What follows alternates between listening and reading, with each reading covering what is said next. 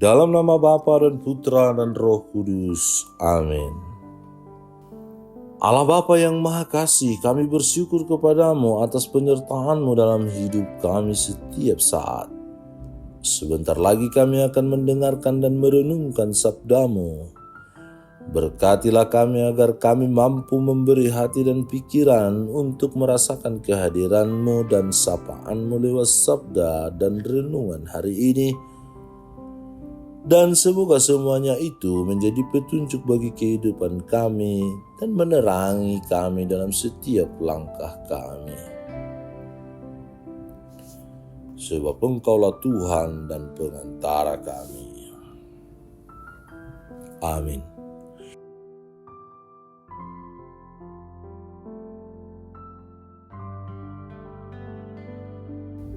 Tuhan bersamamu dan bersama rohmu. Inilah Injil suci menurut Lukas. Dimuliakanlah Tuhan. Dalam perjalanannya ke Yerusalem, Yesus menyusur perbatasan Samaria dan Galilea. Ketika ia memasuki suatu desa, datanglah 10 orang kusta menemui dia. Mereka tinggal berdiri agak jauh dan berteriak, "Yesus Guru, kasihanilah kami." Lalu ia memandang mereka dan berkata, "Pergilah, perlihatkanlah dirimu kepada imam-imam."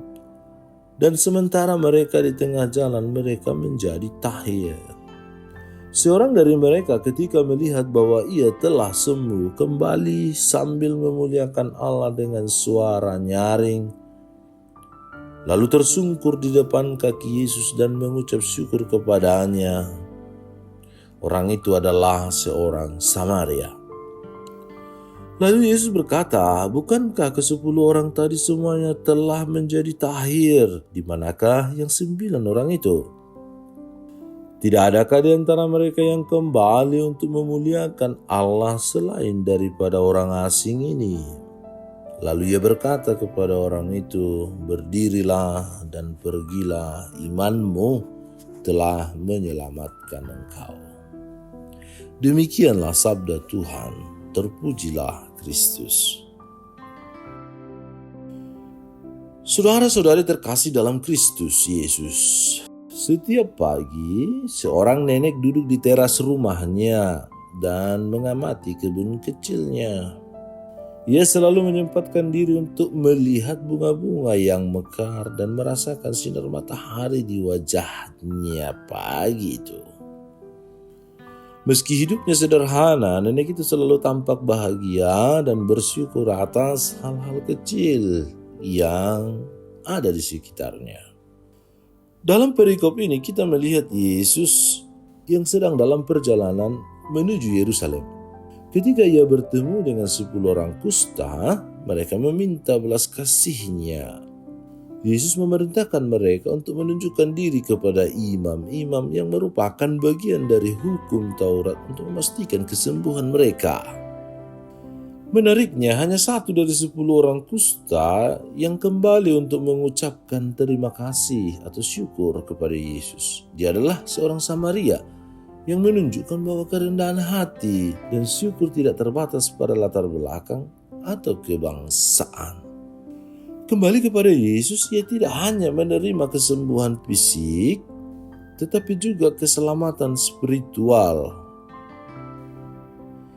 Perikop ini menggambarkan pentingnya sikap syukur dalam kehidupan seorang Kristen.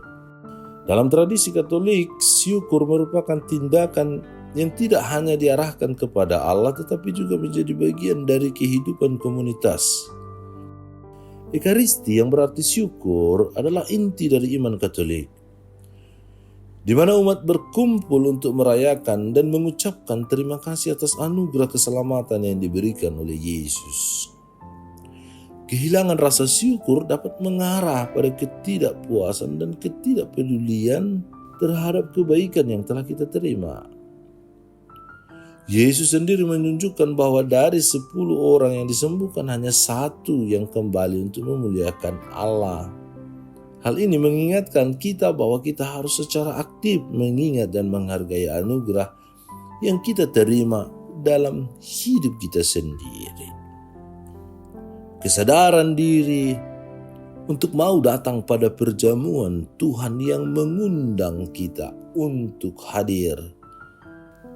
Allah yang lebih dulu datang mencintai kita lewat memberikan putranya, bahkan membagi-bagi, memecah-mecah, dan tampak dalam tubuh dan darah Kristus yang menjadi kekuatan bagi kita yang kita sambut. Selain itu, kehadiran seorang Samaria yang kembali menunjukkan bahwa iman dapat muncul dari tempat yang tidak terduga. Ini mengingatkan kita bahwa Allah tidak terbatas oleh batas-batas sosial, budaya, agama, suku, ras, warna kulit, bahasa, dan lain sebagainya. Gereja mengajarkan bahwa keselamatan terbuka bagi semua orang, dan kita dipanggil untuk merayakan perbedaan sambil mengakui bahwa kita semua adalah ciptaan Allah yang serupa dan segambar, yang diangkat menjadi anak-anak Allah yang dicintai Allah. Aplikasi atau relevansi dari renungan ini mengajak kita untuk lebih peka terhadap anugerah yang kita terima dalam hidup sehari-hari. Setiap pagi ketika kita bangun, kita memiliki banyak alasan untuk bersyukur atas kehidupan, kesehatan, keluarga, teman, sahabat, kenalan, dan kasih Allah yang tak terbatas. Bersyukur kepada Tuhan atas semua ini adalah langkah pertama menuju kehidupan yang penuh dengan kebahagiaan. Kita juga diajak untuk merenungkan bagaimana kita merespon kebaikan yang telah kita terima. Apakah kita sering melupakan untuk mengatakan bahkan mengucapkan terima kasih kepada Tuhan atau kepada orang-orang yang telah ada memberikan sedikit perhatiannya, baik itu lewat materi, lewat sapaan, lewat nasihat, lewat para orang-orang di sekitar kita yang telah membantu kita. Dalam hubungan kita sehari-hari, menunjukkan rasa syukur kepada sesama dapat memperkuat ikatan komunitas kita dan membangun lingkungan yang lebih saling menghormati, saling mengasihi, dan bersaudara. Tentunya saling mendukung. Sebagai bagian dari komunitas iman, kita dipanggil untuk mengajak orang lain untuk merasakan dan mengakui kasih Allah dalam hidup mereka. Dengan bersyukur dan memuliakan Tuhan, kita juga menjadi saksi kasih-Nya kepada orang lain, sama seperti yang dilakukan oleh mantan orang kusta yang disembuhkan oleh Yesus dan kembali kepada Yesus dan tahu bersyukur. Tuhan memberkati.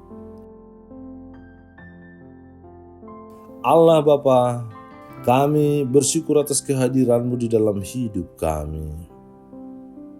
Engkau begitu baik sehingga memberi apa yang kami minta. Banyak hal yang tidak kami minta pun Engkau berikan pada kami karena kelimpahan kasih-Mu. Semoga kami dapat menyadari segala rahmat-Mu di dalam hidup kami dan mengajari kami untuk selalu bersyukur kepada-Mu. Biarlah kasih-Mu menjadi penyemangat bagi kami dalam kegiatan-kegiatan yang akan kami lakukan. Dan semoga kami disembuhkan dari penyakit-penyakit kusta rohani, kusta jasmani yang kami alami karena mendengarkan sabda-Mu. Sehingga kami mau kembali kepada Dia yang mencintai kami, yaitu Yesus. Sebab Dialah Tuhan dan pengantara kami. Amin. Tuhan bersamamu dan bersama rohmu. Semoga saudara sekalian dilindungi, dibimbing dan diberkati oleh Allah yang Maha Kuasa, Bapa dan Putra dan Roh Kudus. Amin. Allah Bapa kami, penuntun kehidupan, Engkau telah menuntun Abraham menuju tanah terjanji. Engkau juga menuntun bangsa Israel menuju tanah Yerusalem melalui tangan Musa. Kini kami umat-Mu keuskupan Padang sedang berjalan bersama dalam sinode kefikepan menuju keselamatan yang Engkau janjikan dalam diri Putramu Yesus Kristus. Tuntunlah peziarahan hidup kami dengan kuasa Roh Kudus-Mu, agar kami tetap tabah, sabar dan setia menghadapi kesulitan dan tantangan hidup. Bimbinglah kami supaya mampu berjalan bersama, saling meneguhkan dalam iman, harapan, dan kasih. Bunda Maria, doakanlah kami putra-putrimu sepanjang sinode kefikepan ini berlangsung. Ya Bapa, Engkau kami sembah dan muliakan, kini dan sepanjang masa. Amin.